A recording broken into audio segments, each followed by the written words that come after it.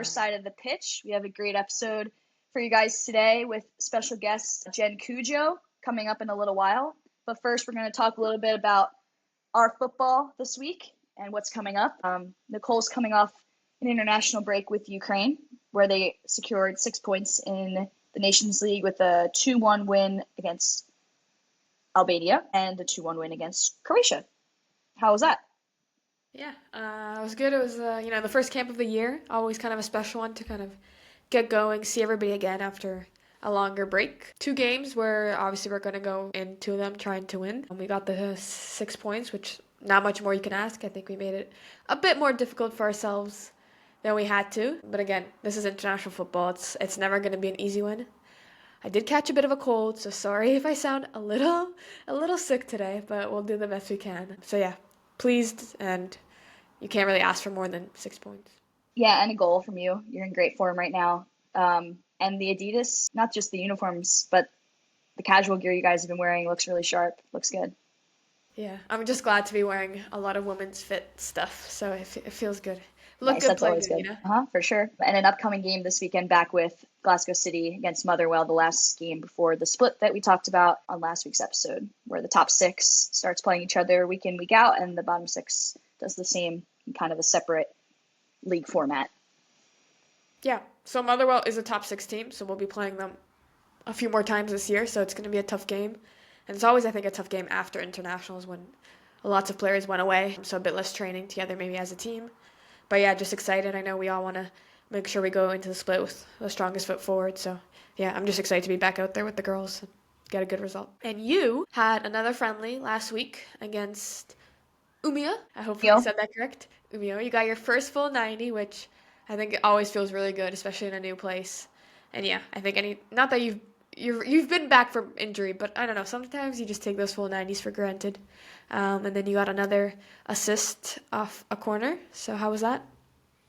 It's good. Yeah, Umio is a second division, or it's in Elitan, which is the second division below us. And they put in a good fight. I mean, the score, I don't necessarily think reflected the game itself, but definitely gave us a good it was eye-opening, I think, for us to make sure that we don't concede too easily. And yeah, we're killer off set pieces right now. And yeah, again, it was toward the end of the game was the winning goal. Just kind of went over there and was like, let's just put this in the mixer. Hopefully somebody finds the end of it. And Olivia on my team, she's very brave and strong in the air and in duels and stuff. And she got on the end of it. It was a good goal, and we ended up winning. Yeah, we start this weekend on Sunday. This is being recorded on Friday. We start our cup run on Sunday, and this is for this team that I'm on now, PTO. They won the cup last year. So yeah, just trying to defend the title, and it's now an exciting time because the games matter and they're legit. So we need to come prepared and be ready to go. It'll be exciting. I'm excited to see that game for you. So enough from us. Lots of football in our lives, like always. And there's lots of football going around us. So obviously it was an international window. So we talked about my results. But then Spain had an interesting camp. They went down against Belgium 2-0, but had a crazy comeback. I just remember following it out on FootMob, and I was like, whoa, they're winning now, 3-2. I think it was 2 goals and additional time, which just, I think, shows the quality Spain has. And then they had a defeat against England, but to be honest, I watched that game all the way through. What a quality game. I think both teams showed quality football. I think Spain had a few chances they probably could have put away, but you could say the same with England. But yeah, it was cool to see England kind of really put up a performance that you'd expect from England to be putting up. So yeah, just like the speed of that game all the way to the 90th minute because Spain was chasing, and yeah, it was impressive. Yeah, I watched the Spain-Belgium game, or at least the second half, and I texted you when they were down 2-0, and I was like, oh, Spain's down 2-0 to Belgium, whoa, or something like that. And then, like, not 5 minutes later, I was eating my words. Not that I wanted Spain to go down, but I was just like, whoa, that's crazy. Belgium was just catching them against the run of play, and then Spain just came to life, like, put on a few key players, and just completely took the game over again. But yeah, Slovenia beat Ireland 4-0 with Ireland's new manager, first game in charge. That's a bit rough for them. I saw a lot of the Ireland players kind of like apologizing on social media. I'm sure you've probably heard more about it because like you're in Scotland, so the UK is a lot more talking a lot more about it. But Yeah, from what I've heard, it was they were trying a new formation and it didn't really work out. Some players are being played in different positions. So Katie McCabe, who's usually a fullback, sometimes a winger, was playing the 10. And yeah, just I think in general, a few players were being played maybe in slightly different positions, and they let in 4 goals, which I think is their biggest defeat since I don't know the year, but it was actually I think it was might have been against the U.S. I'm not sure, that could be false. But yeah, a biggest defeat in quite some time, and I think especially the Irish national team, a team that's like been really on the up, I would say, and just you can see it in their investment in their national team. So yeah, I think a lot of people were kind of scared, but again, I think it is a new manager, and it takes time, and internationals is hard with that because it is just 10 days at a time, every couple of months, every month or so. So I don't think it's a red like flashing light just yet. It is maybe just a wake up call a little for some players, and maybe just yeah.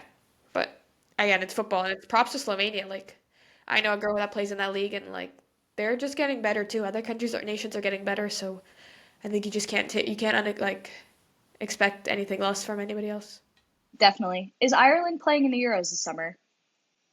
Right. So they have plenty of time to get things going. I'm sure they will. They have quality players, as we've talked about before on the podcast. And then in news in the She Believes Cup, Japan beat the US 2-1 in the final match day of that tournament. Japan winning the She Believes Cup for the first time. I don't think it's like kind of we were just saying about Ireland. I don't think it's a alarm, red flag or anything for the US. If anything, it just shows Japan is still a quality side, and I think the US young players have done a great job stepping in. Emma Hayes has done exactly what she said she was going to do with this group, giving players opportunities when they deserve them, and yeah, giving time to people to prove themselves against quality opposition, which I think is awesome. And there were definitely a few players that stood out. So yeah, it'll be interesting to see what happens moving forward. But I have a couple of friends on the Japan team as well who I'm happy for. Narumi, Manaka, and Fuka. They're very good players. And Japan is a great side with a new manager as well. So yeah. Yeah. I think we know Japan's a good side. Like they had that time where they were unstoppable. Maybe a bit of a drop off, but I think Japan just has such a good base. Like they are so technically sound and yeah, good players, and I think when they're all into form it just clicks. And honestly, it's they can't be underestimated, that's for sure. There's nothing better than playing with like having a Japanese player as your teammate too. They are so technical. Yeah, like you said, tactically wired in like a certain way. I have loved them all that I've played with. They're incredible players and really good people as well. Shifting over to the men's side, before we covered the WSL, is Liverpool pulling away with the title? What are your thoughts? I think so. Arsenal's like stumbling along the way. It never felt like it was a race, but like Arsenal has just like made it look really bad. I don't know. Yeah, Arsenal does have some injuries. I'll give them that. They are playing defenders or midfielders as strikers right now. So that is, but again, every team has injuries, so it makes it hard. To be honest, I thought Liverpool was gonna maybe drop points more often, but clearly they're showing their dominance. Yeah. But going back to the striker thing with Arsenal, like Kai Havertz on paper is not a nine. Gabriel Jesus is like my point is that Arsenal should have bought a nine if they want to win. If they want to win the title, they need a actual number nine. Whether he's a starter week in week out is a different conversation. Like if you want to go with Kai Havertz version of a nine, Gabriel Jesus when he's healthy version of a nine.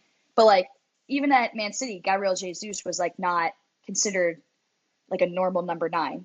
So I feel like either they need to fully go with this way of just playing with a false nine everywhere, or to win the title, they need one or a winger that's producing that amount of goals. Do you know what I mean? Yeah, yeah, and they were missing Saka, who I think is Exactly. a quality. Yeah, they're missing a lot of quality players, but yeah, they didn't. I don't think they replaced them with anybody else. And then we have Chelsea, who's struggling, is on the struggle bus, or continue to be kind of on the struggle bus. You would say one of their star players is struggling. Maybe Cole Palmer isn't having the performances you would expect. Was Cole Palmer overhyped, do you think, or he's just maybe not in the best form right now? I think he's just not in the best form right now. I don't know if I really like watching him as a player when he's, not always just when he's top form, but just like when he's flowing and in his flow state, as they say. But I don't know. I think what's happening with him is not just a result of like his bad run of form. I think it's the way Chelsea are playing right now as a team. They are a very immature team, and they when they're a little bit more mature, you see like Cole Palmer like pop up in flashes and show his brilliance. But when they're like really naive as a group, that's when I think he fades away as well. So I think that's kind of what's happening there. They did win midweek against Southampton, who's in this is the worst bottom three in Premier League history. But yeah, but then against Villa, like they were up 1-0, kind of looked like they were in control, and then Villa goes and scores 2 goals to win the game. Like, I don't know. Chelsea are just kind of confusing right now, and so is Cole Palmer. But what do you think? I think he's going to come back Yeah, eventually. I think he's a good player, but I do think he requires people around him. Like I think there's certain players who can create for themselves or really just put it on a plate for other players maybe in their team. But he is someone who needs, I think, a few more players around him to help him shine. So them kind of just being inconsistent right now is probably not helping his case. Agreed. But like I mentioned, the Villa game, Manchester United is so confusing because Marcus Rashford goes from completely in the doghouse with the manager at Manchester United. Basically, they said he's lazy, he doesn't have a good work ethic, all these things, which watching him play over the last like 2 seasons, I would definitely agree with that. So can't imagine how he looks in training. But then he goes to Aston Villa and he has like the most chances created or something in the last 2 or 3 match days, which is like that's not a small feat for the Premier League. Like if you're creating that many chances in the Premier League and it's standing out amongst like the Mo Salahs, then you clearly are a quality player impacting your team, and he's not even starting. So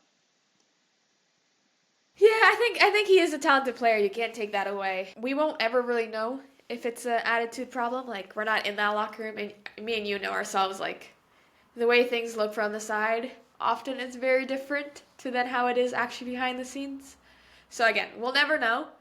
I'm happy for him. Like you want all the players to kind of just be like we know ourselves. You just want to be playing in a place where you feel free and valued. And so if that's Aston Villa for him and he's gonna find his form and just be on fire, that's great for him. That's all you really want as a footballer. So anytime anybody can find that, I think that's great. yeah, I agree. And Marco Asensio, kind of the same thing.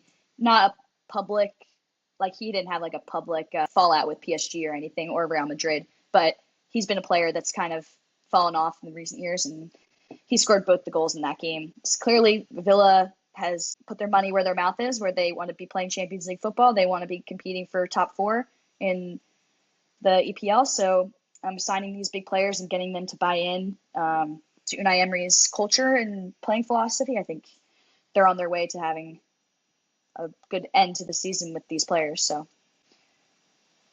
And then another big result. It's a game I didn't get to watch, unfortunately, because the scoreline is crazy. But in the Copa del Rey semifinal, Barca and Atletico drew 4-4. I think it was a similar time as my national team game, so I wasn't able to watch. But did you watch by any chance? no, I didn't. I don't have like the subscription to watch like any of the Spanish league stuff right now, but I saw it on FOTMob, and I was getting like the alerts for anything Barca, and I was just like, goal. It was like goal, goal, goal, goal, and I was like, oh my goodness, like first leg. I think I saw Frankie De Jong was like, we played good for 75 minutes of the game, but they conceded like two something goals in the first 10 minutes and then conceded at the end, and that's football. I mean, that's why it's like our coaches and over the years and teammates, it's like 90 minutes, 90 plus minutes, the stoppage time minutes, they all count. Like it can change in an instant. So I think that's what makes the game so special. Yeah, like you said, it is a 90-minute game and 90 plus. Like we got scored on by Albania in like 90 plus three, I think, to make it 2-1, and like we had control of the game for most of it.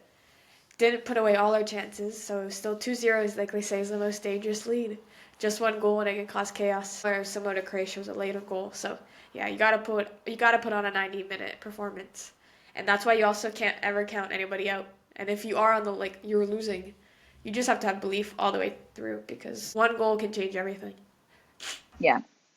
And last thing for Techer Talk, just kind of a little topic to consider with the WSL, the Women's Super League. For those that don't know, in the top division in England for the women, they're considering abolishing relegation as part of a proposal to grow. I'm reading this from Soccer Donna UK Instagram account. Will be discussed by the clubs at a meeting. 23 WSL and championship clubs have been called to strategy summit by WPLL. I'm assuming that's like the governing body. Strategy would mean no relegation between the two divisions. Changes would not be introduced until 2026-27 season at the earliest. WSL would gradually expand by one club every season, and the hope is to encourage owners to invest and help develop a more competitive league. Yeah, I think I have mixed feelings. I don't think I know enough to like be like, oh, this is right, this is wrong.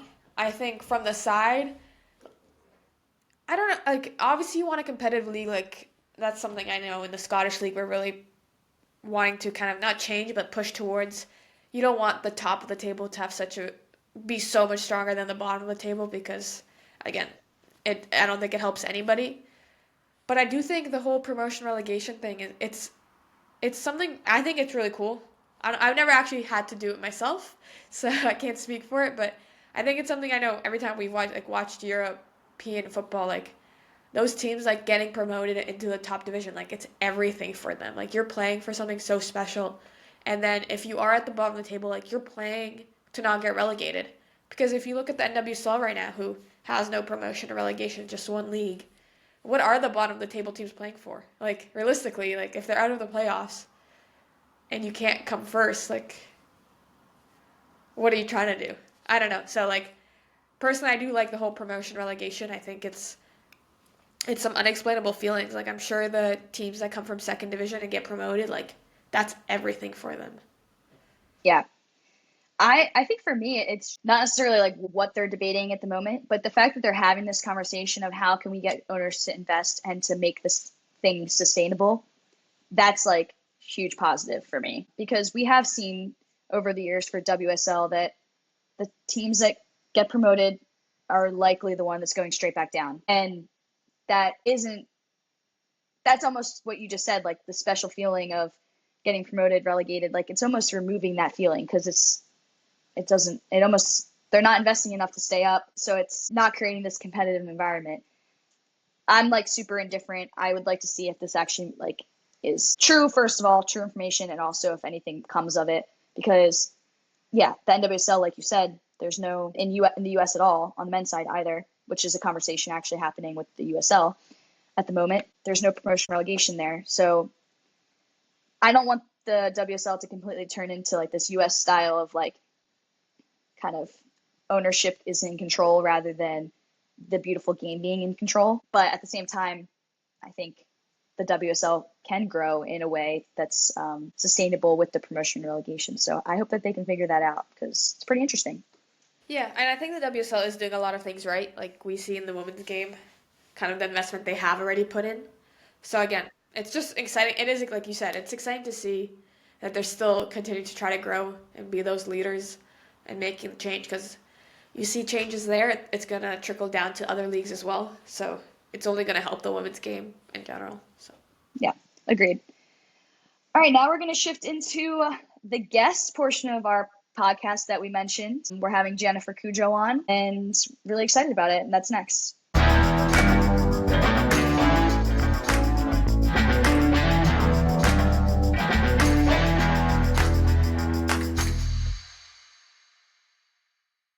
All right, everyone, welcome our next guest on her side of the pitch. We're on episode 4. This is Jennifer Cudjoe. Goes by Jen. Well, I usually call you Jen. Is that good for this, It is Jen? good. Yeah. Okay. But I know you also have a nickname, Kaka. Yes, I love that name too. We can get into that as well. Yeah. You are a professional footballer from Ghana. You're currently playing for DC Power of the USL Super League and for the Ghanaian women's national team. Yeah. We also know you have a birthday coming up, so happy early birthday. Yes. Um, Yep. yeah, Jen plays primarily as a 6'8" ish in the midfield, tough in the tackle, really good skillful player. Um, and yeah, we're just happy to have you on. Thank you for joining us.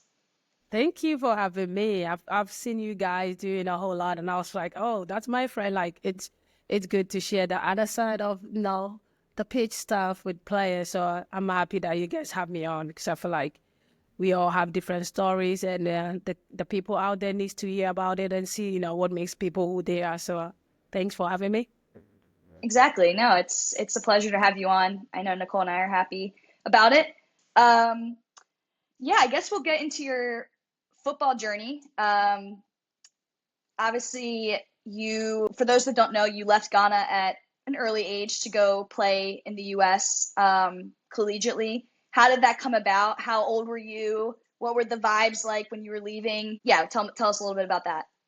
Yeah, I think I was 18, about to be 19, if I remember. Now I'm old. So, uh, yeah, I think I've always wanted to play in the US, if my sister can remember, because I have an older sister who also played. So it's always like a little bit competition. If your sister play, what can you do? My sister also came to college, so I was like, I have to also do it. But I've always I think at the age of 13, I was like, I need to be serious, watching Alice Morgan and all of that. I was like, I want to do that. So I spoke to my sister about it, and she was like, okay. My sister was already in the States, so she was like, I'll help you. She spoke to some college coaches to watch me at the U20 World Cup in Japan. I played against Krista Dan, Juliet, all those players. They actually beat us 3-1 or 2-1. Yeah, I remember that. So I played at that World Cup, and after that World Cup, my sister told me, oh, some coaches are interested. I had no idea what the college is, but because I've always wanted to come to the States, so I was just excited. My sister helped me send all my school documents and everything, and finally, I was able to come. But then I realized the NCAA waiting because I played at the World Cup and so many rules. Then the coach was like, you know what? I'll get you to junior college. Then after you can play for me for 2 years. I was like, I don't even know, but I think as much as it sounds good, I'm coming. So then he connected me to a school in Oklahoma called NEO College. I went there for 2 years. It was one of the best experience. That's how I came back in the US, played 2 years, and I transferred to the coach another 4-year college, Division II in Oklahoma for the last 2 years. But then during that time, I only played 1 year because NCAA were like, no, you play at the World Cup, blah, blah, blah. So we take eligibility. And then I ended up in Maine, University of Maine in Fort Kent for my senior year. Played there because I just wanted to play pro and all of that. So the mindset was like get my college degree. I played there, got my accounting degree. And then from there, I was like, now let's switch it up to being a pro and then just chase the dream. So that's how I came into America and then chase the dream. Yeah.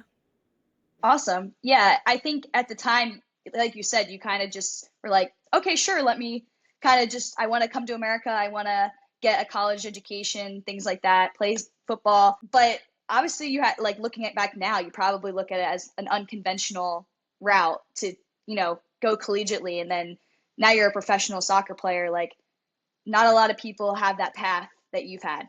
No, no, no, no. I think especially in Ghana, I would say I'm the first, maybe now first Ghana player that go to college and then finish college and get to sign with God, pro. It's never happened. Like you never get to do that. If you go to college, like the chances are you now. So as much as it was tough, leaving home and everything, but I think one thing that stuck with me was like, oh, I want to play. So I was able to like navigate. There was a lot of times where I missed home, I missed the family, just living alone since I was 18 or 19. It's just crazy. I think now looking back, I was like, oh wow, that's crazy. I actually went through that, being able to be the first to do that. It's very special, but it's also good. Yeah, Yeah. definitely special. Go ahead, Nicole. Yeah, I'll just add, like, I think for foreigners, for personally myself was kind of a foreigner, but also just like helping Ukrainian girls go to college in America. It's something that's so accessible kind of in the sense like there's so many schools you can pick from. Like, right, you picked a community college and you went to Division II, then you went here. Like there's so many options, but it seems so daunting and I think scary for a lot of people when you haven't seen people do it or you don't really know how it works or you don't know, is this a good school? Do I need to go here? Do I need to go there? So I think it's really like the fact that you did it, I'm sure now girls from Ghana are going to see it as a possibility.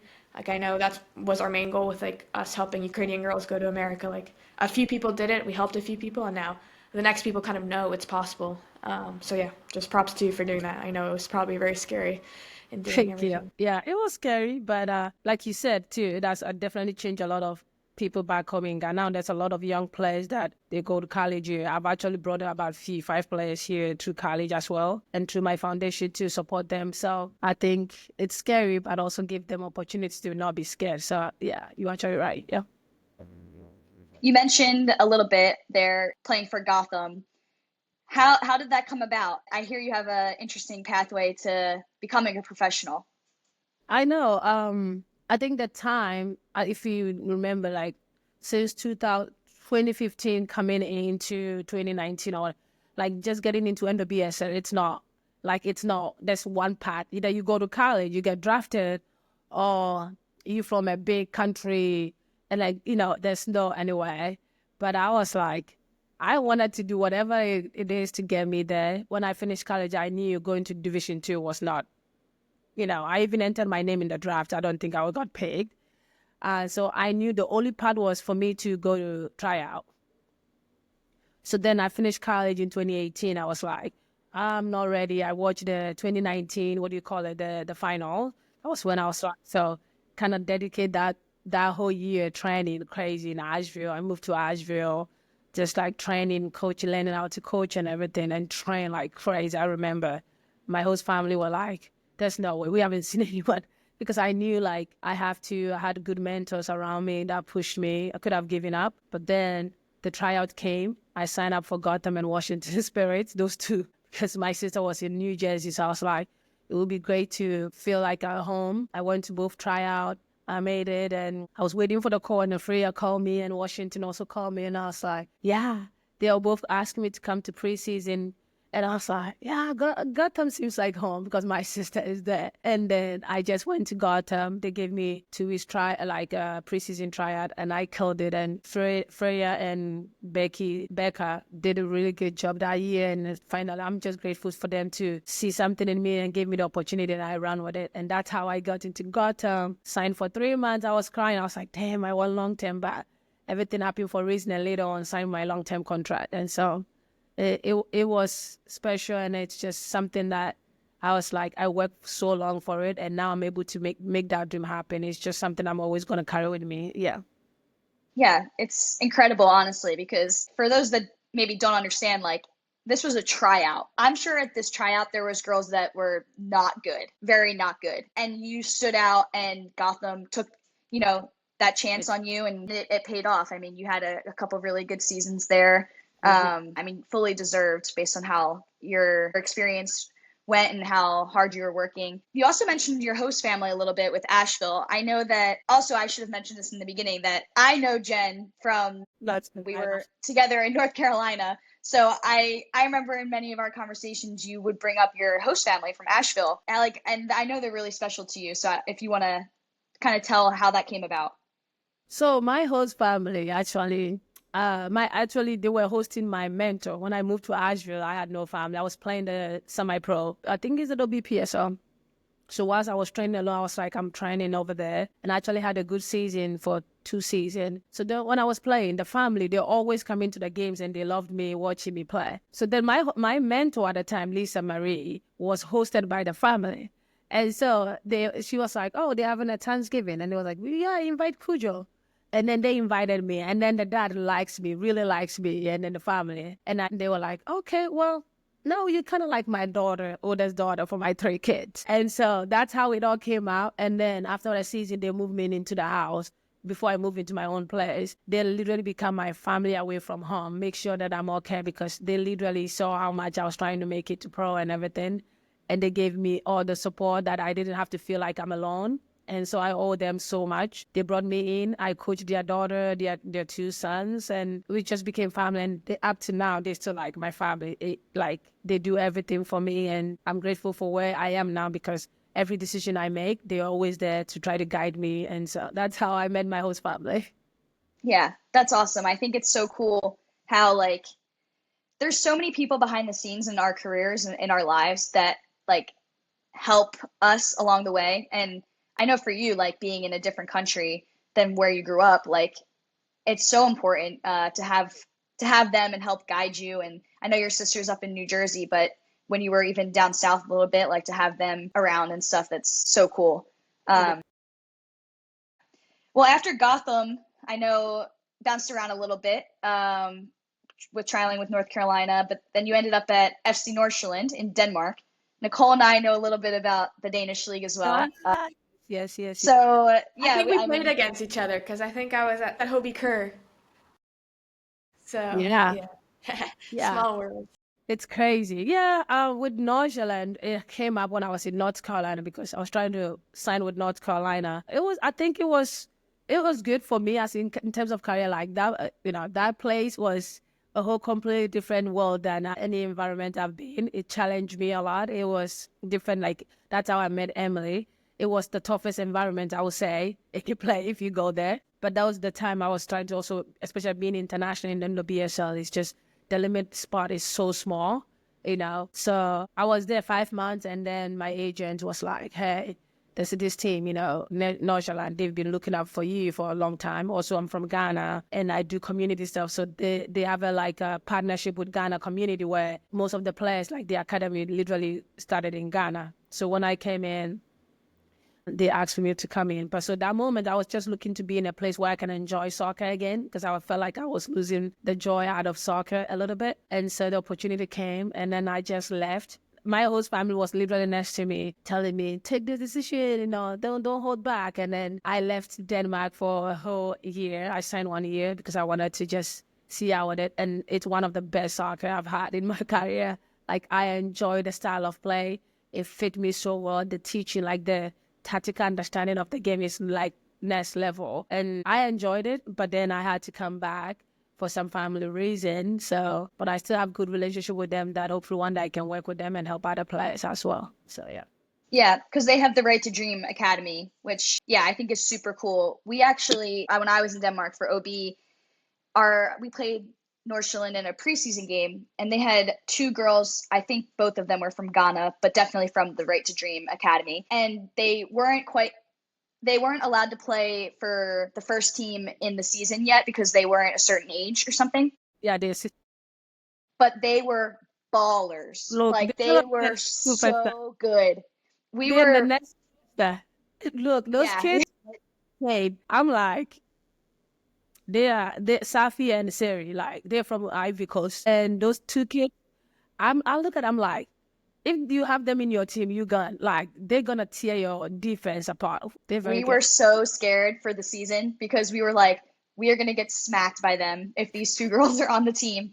But they weren't quite allowed to play for the first team yet. Thank goodness for the rest of us. But it was just so cool to see, and I know that connection meant a lot to you because that's what you do kind of for your community work, and we can get into that a little bit now if you want to. Jen has a foundation under her name, and does a lot of stuff in and out of that all the time. Yeah, I mean, the foundation, the main reason why I started is for me looking back where I came from, growing up with there's no mentors, there's no people that, help you, especially when you don't, let's say if you lose your mom and dad, like, and you still have these big goals, like, who's going to help you? You know what I mean? A lot of young kids back home, like, they don't even have people that like push them. They are talented, huh? They just need a guidance. They don't have that. So growing up, I didn't have that. So I was like, if I ever come to America, that's literally my goal. Go to school, play professional, have my own foundation, like help other kids. So that has always drive me all the time. That's why when I join teams, I try to learn and be part of the Black Women's Player Collective, learn how to give back to community. A lot of community work I joined. So the main foundation is to help not just players to go to college and play pro, but also kids that they don't have family, like widowers. So sometimes there's two kids that I'm also helping who their families don't have enough. So if I can raise up funds, I give them money, I give them clothes, I give them shoes.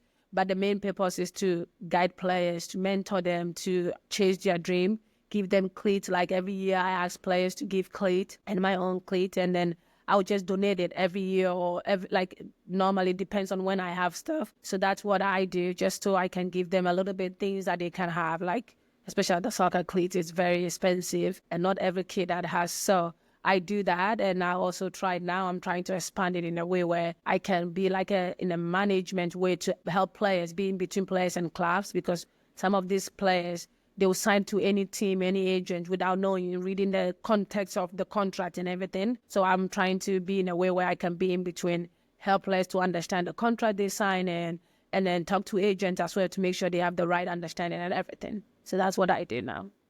I think that's so important because like so many players can be manipulated by agents or clubs, and to have somebody like you who, I mean, that very well could have happened to you in the beginning, but you've had a good journey where you've had all this experience and now can help them in their process, which I think is fantastic. Yeah, definitely.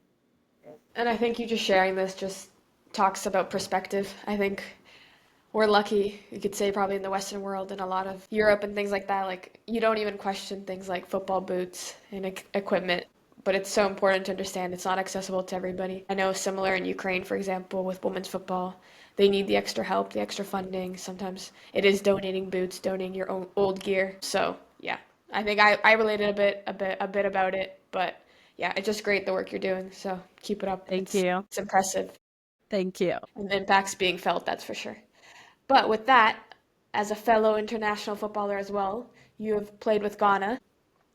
Share kind of your experience with that. Obviously, you've run into a few issues, and yeah, just share your experience over there. With our national team, it's always great to represent your country. I've always loved our country. Hopefully now things are still changing. There's still a lot to do, but there's been a bit changing than the last time I played was my U20 World Cup in Canada 2014. And after that, I was like, there was so much going on. So I just took a break. There was going to be different coaches. And I've always wanted to help women. I think they still think that, I act like American most of the time. I was like, but I wanted to make sure that whenever I'm ready to be back, I'm not just playing, but actually helping the players, helping them to push for things that needs to change. So when our new coach came, Nora, she reached out, talked to me for hours, getting my ideas why I haven't been and what. And I was like, look, I'm always going to come back. If I found the right people that I feel like they can make the women's game change, I will come in. And finally, she was one of the people that changed our women's game in Ghana. And now it has changed. And so I joined them last year. And we had a massive, we qualified for the Women's African Cup of Nations. It's been a while. We qualified now. We're on our way to play the tournament in Morocco the next few months and hopefully qualify to the World Cup. So if we make it to the top four, we automatically can make it to the World Cup. So it's been an exciting journey for me, learning different things and just enjoying a whole different different play with the players. Now we have a new coach, so we are actually back on learning the different things. We have Coach Kim, who's trying to implement new ideas. We have short amount of time to actually get things done and go to the tournament. But I think I'm just grateful to be able to get a chance to present my country and also help the players there as well with my experience and all of that. Yeah, I think you mentioned like you said, national team is always such an honor and such a yeah, it's something you can't take for yeah, you're always grateful for it, but you did something that's so hard and you stepped away when most people would just kind of grit their teeth and keep going because it is your national team and you don't stepping away sometimes means you'll never get to come back. Yeah. And it is kind of, I think, a full circle moment for you that you have been able to come back and it's in a better place from when you left it. And I think a big Yes. part of that is because you stepped away. So, yeah. Makes sense. Yeah. Yeah. I think you've always been somebody, Jen, like I've only known you for a short bit of time. I act like I've known you for so long, but So you wear your heart on your sleeve. And I think like you really want to create change in the women's game for the better.